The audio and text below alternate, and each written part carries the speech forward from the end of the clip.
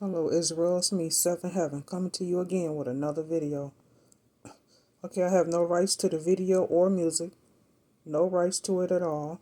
It's only for educational purposes only. Let's get into this video, Israel.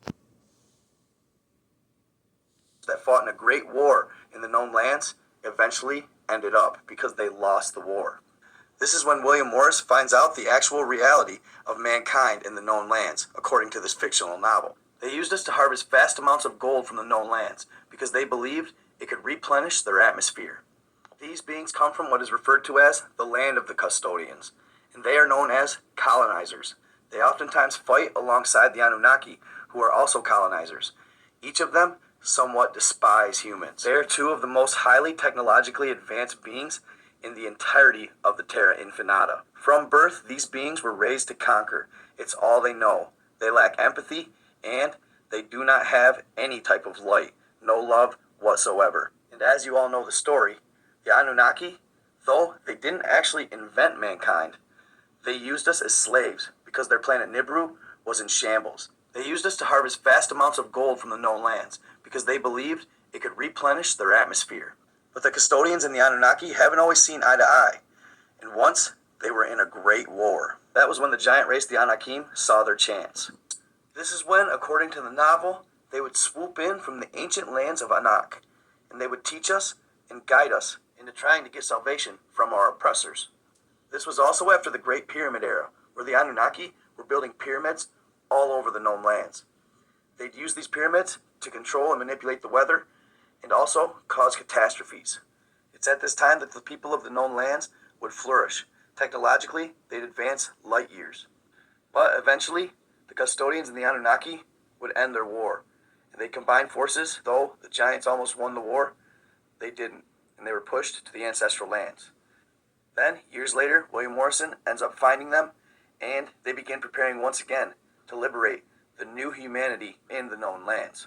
And that's where the second part of this series comes up. The Terra Infinita, or what beings inhabit the lands surrounding the known lands. First, let's start with humans. Allegedly, the humans come from the celestial lands, or the lands of the great source soul energy. These unknown lands are where the Anunnaki and the custodians have failed to penetrate.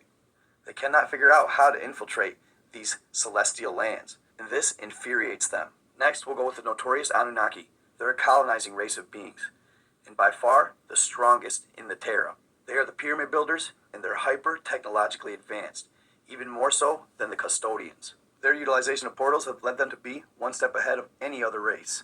They live in a dry zone with little vegetation, and though it may seem they have beautiful beaches, they have snake creatures that inhabit the waters of Horus that reach 55 meters in length. And needless to say, these creatures, they don't take kindly to visitors. Next, we have the land of Venus, originally inhabited by the Venusians, but unlike the Mars inhabitants, they withstood colonization from the custodians. It's theorized among some of the giant races that some of the early humans thought to make comrades with the Venusians, and they devised a plan before the custodians could colonize them to withstand them. It's said they combined technologies to create a great storm on the land. It's even theorized that some of the earliest human beings in existence traveled to Venus to work with the inhabitants there to protect themselves from the custodians. These beings coming from Asgard, Lemuria, and Atlantis, some of the earliest humans ever to be recorded in history. And when the custodians got to Venus, they thought it would be easy pickings. But as soon as they landed, all of a sudden a great storm started on the surface of the planet, and all of its inhabitants went underground. They had already set it up, high-speed trains, you name it, all the living quarters they needed, all of the hydroponic systems they needed to grow, everything. The custodians thought they'd just wait out the storm.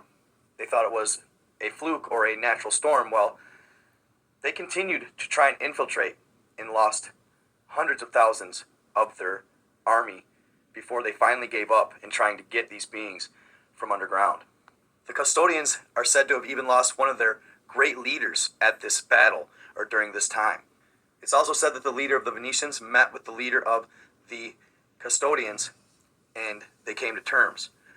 One of the terms the Venetians sought was to let the inhabitants of the known lands go, but the custodians were a stunned no to that. Next, we have the land of Mars, whose original inhabitants were much closer to humans than we know.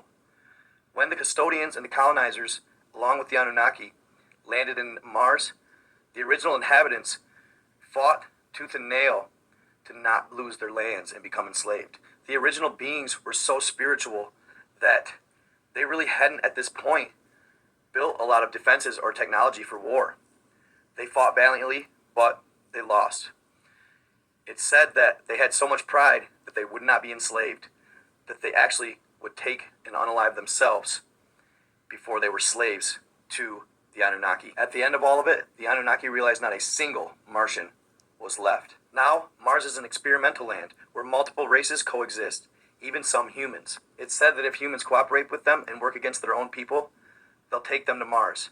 Rumored that Admiral Byrd was one of these people. It wasn't long before the humans were in battle with another race, and they got pushed to another colony within the Mars circle. Hope you all enjoyed that story.